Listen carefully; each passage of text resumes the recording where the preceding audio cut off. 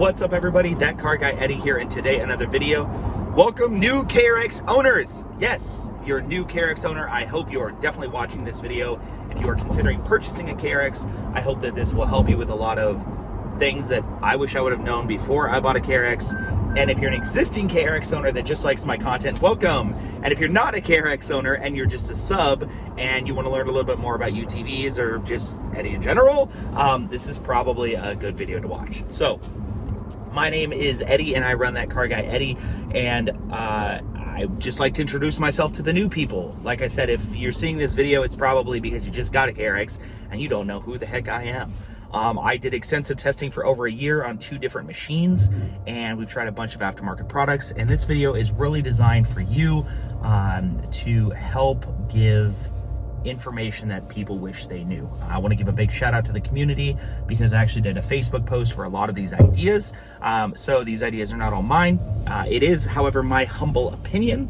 So take that with a grain of salt. There are things in this video that are going to be controversial, that people may or may not agree with, but that's okay because it's the internet. So let it go. All right, first things first, let's talk about KRX suspension. So, congratulations, you have the best suspension in the industry. You have true dual rate springs with a ton of travel. I think it's like 27 inches of travel or something like that in your suspension. And the suspension is great. It's probably the plushest ride of any UTV I've ever ridden in. It's great.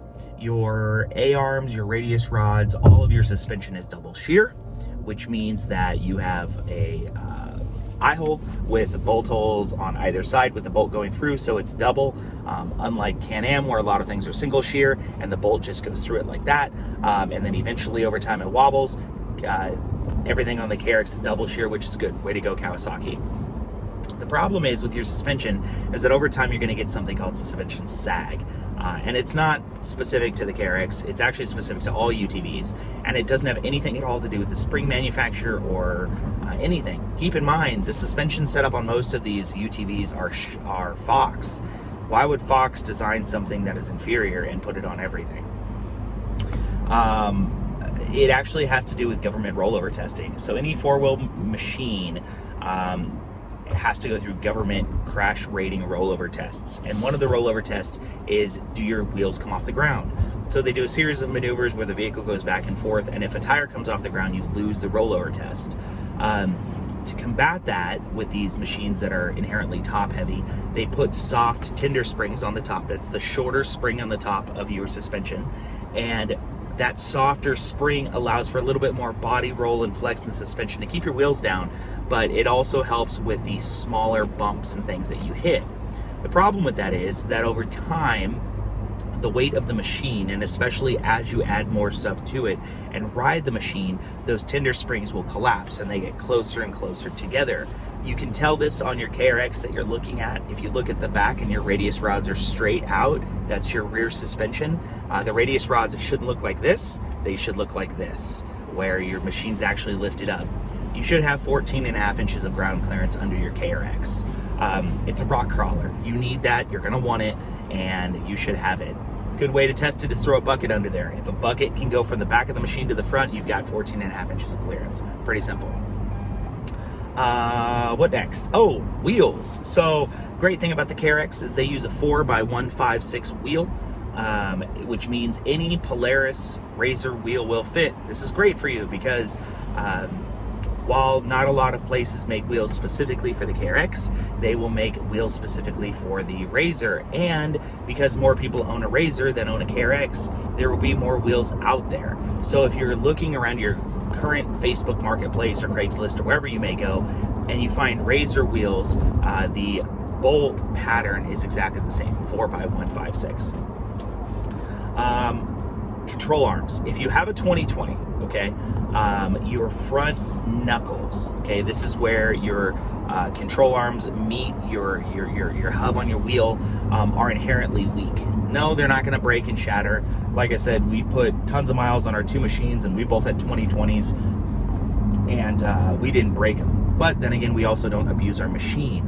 To be honest with you, I don't know if it was as big of a problem as they said, but Kawasaki has great customer service. And if you have a 2020 KRX or you're looking to buy a 2020 KRX and you do not have the updated knuckles that come on all of the new machines, you can give Kawasaki a call and they will voluntarily give you the new knuckles, the new A-arm, the new knuckles system. Shout out to Cowie there. You know, that's just good customer service. There's not inherently anything wrong. There's not safety issues. It's just Kawasaki really stepping up. Now, when I tell you that, it's going to be weird because I'm going to talk about some problems that the KRX it does have later that Kawasaki's not stepping up to fix. And I'm going to give you kind of my reasoning as to why in just a little bit. So how do you fix the tender spring issue and with that? So if you want to get your ride height back, there's a couple different options. The one that I would personally suggest is all things UTV. The owner over there, Dustin, has been instrumental to this channel specifically. We did significant testing on the all things UTVs. We've run specials, and my goal was to get them out to as many people as possible. They were the first to market. They have a satisfaction warranty, lifetime warranty, and they come powder coated with the color of your vehicle. Now, some of the other people that make springs do not powder coat them specifically to your vehicle, and if you do that, you will void your warranty with them, so keep that in mind. The only other company I know out there that offers just a tender spring attachment or tender spring solution is a company called Right Coast Offroad. You're going to hear that name a lot in the KRX boards. They are probably the most KRX friendly shop that's around. Because that's really the primary vehicle that they sell for. The only problem with the Right Coast Off-Road springs is that the springs are a little shorter. They come in black, they don't have a satisfaction guarantee, and they're out of stock most of the time. But those are your two options for springs to get your vehicle to lift back up. Let's go over to cab noise and transmission. So the transmission, your KRX is geared low. It's geared to be a rock crawler, okay? I mean, it is, and that's what it's good at. And if you're buying it to climb all over rocks, good for you. Like, that's cool. The problem is with it geared low, there's some issues. One of the issues that a lot of people complain about is cab noise. The KRX is loud. And the reason the KRX is loud is because it's geared so low, it has to really rev and wind out the transmission to get to where it needs to be. The CVT is loud, the intake is loud, the whole machine is just loud in general. So if you are one of those people where you do not want a loud machine, there's not really many ways to make it quieter. There are a couple exhaust companies that make exhaust for the KRX, but all it does is make it a little louder, and frankly, the exhausts are all garbage anyways. They are literally mufflers with a flange, and they're basically welded on, and they're like 600 bucks. If you want to get an exhaust, go find a KRX exhaust flange, get your own muffler for like 150 bucks, take it to a welding shop and get them to all weld it up, and bam, there's your off-road muffler for like under $200. It just completely blows my mind what people charge for an exhaust. Basically, it's just a slip-on. It doesn't even affect headers or anything like that. And in fact, everyone I hear says that you actually lose a little power from putting the slip-on on. So whatever, you gain some horsepower, but you actually lose real horsepower. So, but like I said, the machine is loud. Another inherent problem with the KRX being geared low, top speed on a KRX is between 62 and 68 miles an hour. Now, a lot of the times you're going to say, why do I need to go over 68 miles an hour if I'm going off-road? You will want to go over 68 miles an hour. It's not just where top speed, it's also how the machine gets there. The KRX is not fast, okay? Now, I know that's super controversial, and I know that a lot of KRX guys are gonna hate me. They're gonna be like, oh yeah, I don't need it to be any faster, man, I'm riding trails. That's cool. Like, if you're riding trails and you're riding in rocks and that's what you want the KRX for, that's fine. Like, don't be upset that you drive a slow machine. Just be comfortable with it, okay? You may not need all of the power, but you're going to want the power, okay? There are more people than just me who had a KRX, realized it just didn't have the power that it needed, and sold the machine and bought something else. You will run into this if you ever want to ride in the sand. you're talking about a machine that has 115 horsepower that weighs 1,800 pounds. Now, I know you may not think that that's a big deal, but your CVT takes 30% of your power. That's that transmission, okay? It's just what's gonna happen. So realistically, you have 71 to 75 horsepower in your 1,800 pound KRX. And that's what it feels like. It really, really does feel like that. The KRX does a great job with its wet clutch of always being engaged, which is nice. You're not gonna get any belt clack or clatter or anything like that. And that's, once again, wonderful if you're on technical trails and hardcore rocks where you have to have really, really good throttle control so you're not bouncing the machine around. The KRX is wonderful for that. But if you wanna get out and open it up and really get moving, you're not gonna be able to do that. And there's not going to be any power adders that you can add that is going to help with that, because it's not a limitation of the power of the KRX, it's a limitation of that transmission that we're talking about. The transmission specifically will run out of gear and it will not go any faster. Now, there's a couple things you can do to help with that. You can get a whole new clutch system, whole new clutch setup. The only one that I know of that's an entirely new clutch with clutch faces and everything like that is going to be JBS. You can search him. He's a pretty cool locally owned guy. But once again, his stuff is slow coming out because he's one dude. It's not a major manufacturer. That's kind of the problem with the KRX, is that there's not a lot of major manufacturer support yet. As they sell more and more vehicles, there will be more and more support for it. But right now the demand just isn't there for companies to put R&D. And that's why you see like a cheap exhaust, like where it's a flange with a muffler welded to it and they want to charge $500, is because no company's going to do R&D to build like a full header exhaust for it, because they're not going to sell enough units to pay for the R&D, okay? And that's one of the issues with it. You know, it's one of the main issues I sold mine, is because I wanted a bigger aftermarket support area. But that's a whole different topic. So let's get back to the KRX being slow. So what else can you do? Well, you can make it faster in that 0 to 60, okay? And there's a couple different ways you can do that. The way that most people do is they tune it. There's a couple different bench tuners out there. There's Alba, there's V-Force John, which you're gonna see a lot. There's Cops tuning, which I do not recommend at all. I would stay far, like Podunk, Texas, far away from Cops. And then there's the Dynojet PV3. Every single tuner that you go to that you have to send your ECU off to, or your PCM, if you ever want to take your machine in for warranty work or anything like that, you're going to have to send it to them again, get it flashed back. Dynojet makes a really great thing called a PV3. It hooks up to your OBD2 sensor and you can tune and untune on the fly. Plus it's a data reader. It's like $300. It's a great deal. That's what you should get. Every single person running a KRX, if you want to tune it, should get a Dynojet PV3. Dynojet, shout out to you. You guys are amazing. Okay. Back to power. So we're talking about power and we're talking about the clutch. Clutch weights. So there's an inherent problem with the KRX with its clutch weights. The metal that they use on the clutch weights is just garbage. They groove over time. And the reason that they groove over time is because it's metal on metal. The way that a CVT clutch works, or CVT in general, is that you have two clutch faces that spread apart like this, and you have a belt that goes up and down, and it changes the gear ratio that your belt is, and it allows you to upshift to go faster. Okay? It's easy. Just in a nutshell. The clutch weights spin centrifugally. They are in a circle and they spin and they open up, and those are what push the clutches apart to allow you to upshift. Okay, so the clutches are together, your belt's on it. As the clutches pull apart, your belt goes down, and as your belt goes down, you basically shift to a higher gear so that your machine can go faster. The clutch weights, however, play an instrumental role in the way that they push up. And when the clutch weights go up, you have a roller on it, and that roller is metal.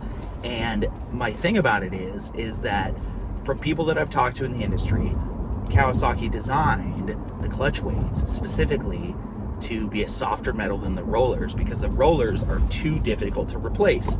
And clutch weights you can replace in about 25 minutes. So it's a wear product. The problem with it is I didn't think that they really assumed that they were gonna wear as fast as they did, because you have people that have like 200-300 miles and they get grooving. If you ever drive a KRX and your KRX feels like it's shifting, you probably have bad clutch weights, and that's just because the clutch weights get grooves, they get wear in them, and as they go up, that roller goes and it bumps, and you get some like shifting feeling. It's bad. It's bad. There are some companies out there that actually do address that. One of them is Right Coast Offroad. They're probably arguably the biggest, most popular that a lot of people go with. There's also Dalton and Dynojet, and of course aftermarket Assassins as well. Please do your research on it. Right Coast Offroad, what they have going for them is they have a custom profile of their weight.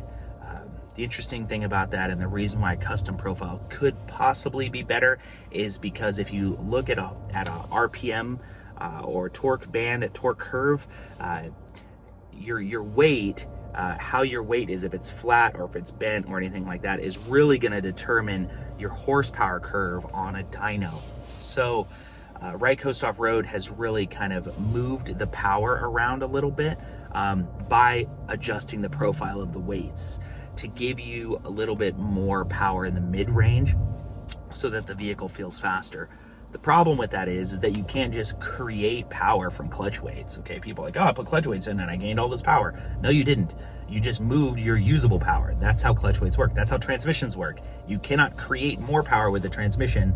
You simply can transfer that power to your wheels in a different format, and it gives you more usable power, and it gives you, once again, that butt in seat feeling. Clutch weights is something you should do right off the bat. Like I said, it's very important. I also think that you should do your primary spring as well. Most clutch kits out there include that. The Right Coast Offroad one doesn't, and I think that that's very important because of what's called back shifting.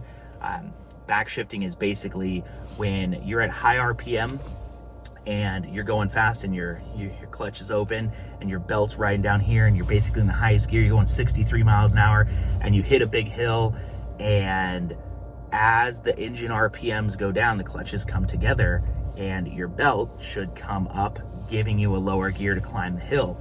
Well, that only works if you have the proper backspring kit in the clutch kit. Dalton has it, aftermarket Assassins has it. It's something that I feel is just really important, but like I said, it's a controversial topic, so I'll leave it there. What else? Exhaust. I've already kind of covered the exhaust and for what it is. The motor is good. Like I said, it makes about 115 horsepower and about 71 on the dyno. That's because of the 30% CVT loss. I will tell you that the interior of the KRX is great. The seats are kind of plain Jane. They're not like race seats or like a Can-Am or a Razor or anything like that, but they're comfortable, and it is wide. The KRX is very, very wide, which is cool, which gives you a lot of room. There's really no frills in it. Every year, Kawasaki seems to give a better display, which is really nice. Displays help because this is something that you're looking at quite a bit. So like I said, the displays are good. Transmission popping out of gear. So if you drive your KRX and you roll down a hill and you feel like it pops out of gear, that is a very, very, very common problem with the KRX. Don't panic. Come to stop, put it in neutral, put it in park, put it back in drive, and it will go. The issue with this is it's got a weak detent spring in it, and it causes it to kind of lurch and stuff. The KRX does not have a wet brake system like a lot of people think. The T-Rex 4 Kawasaki does have a wet brake system, which basically when you let off the brake, it downshifts so hard that it slows the car down. The KRX does not have that, does not have a wet brake. So when you do your rear diff fluid change, do not buy wet brake diff fluid. Don't do it. You will tear up your rear diff. Okay. Also, axles popping out. 2020, there was some issues with some axles popping out. Like I said, we never really ran into it with ours, but there are issues of people's where axles are popping out. For what it's worth, I also want to give my kind of opinion on the maintenance of a KRX. After owning several different machines, the KRX is very easy to maintain. The oil in the diff, very, very easy. The oil filter is easy. It's like a motorcycle. It's great. So there's that. What else? Oh, clutch grooving. Back to the bad clutch. So you will hear a lot about clutch grooving, and that is basically where you have your faces of your clutch and your belt rides in it. And like I said, those cause grooving and you'll get a shifting feeling. That has to do with a too hard of belt being put in there from Kawasaki. The good news is, between the wet clutch and the hard belt, you're probably never going to break a belt with the KRX, but you should probably go get a little bit softer belt. And the one that a lot of people get is a G-Boost Badass belt. My recommendation, if you want to save some money, get the G-Boost part number and just go on Amazon.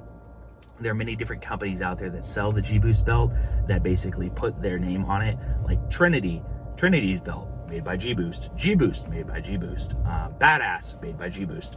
They're all made by G-Boost, so just go get a G-Boost belt, and it will help. If you're going to do your clutch weights anyways, I definitely recommend doing your G-Boost belt at the same time, because you already have it off anyways. Other than that, I'm going to go ahead and wrap up the video. If you have questions or anything like that, definitely contact me directly. Drop a comment below if you do like the video, and definitely consider subscribing. We do all sorts of cool videos like this all the time. I appreciate it. Congratulations on the new ride. Get out and ride the thing. You're absolutely going to love it. Make sure it fits on your trailer or in your toy hauler before you buy it, because it is the size of a RAV4. Like, literally, it's huge, which is great because it goes anywhere. So I hope you guys have a great day, and thanks for watching. Ride hard.